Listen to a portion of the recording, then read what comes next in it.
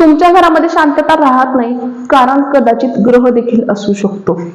जर तुमच्या घरामध्ये वारंवार भांडणं, कटकटी, राग यासारख्या गोष्टी जर घडत असतील तर एकदा तुमची पत्रिका नक्कीच चेक करा.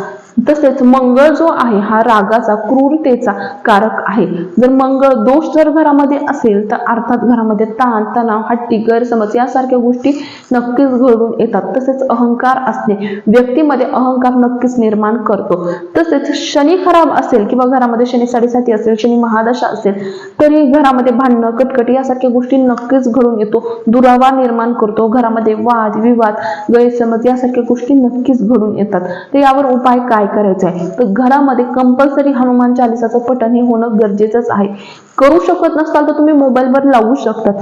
तसेच दररोजच्या दररोज मुख्य दरवाजावर दीप प्रज्वलित करणे, दररोज शुद्ध गाईच्या तुपाचा दिवा प्रज्वलित आवर्जून करा. यामुळे घरातली निगेटिव्हिटी जाते, घरामध्ये पॉझिटिव्हिटी येते, घरामध्ये वाद विवाद यासारख्या गोष्टी नक्कीच कमतरता येते. आवर्जून हे उपाय करा. लक्षात ठेवा, घरामध्ये ताणतणावाचं कारण हे कदाचित ग्रह देखील असू शकतात. त्यावर जर आपण उपाययोजना जर केल्या तर ते आपल्याला चांगला रिस्पॉन्स नक्कीच देतात.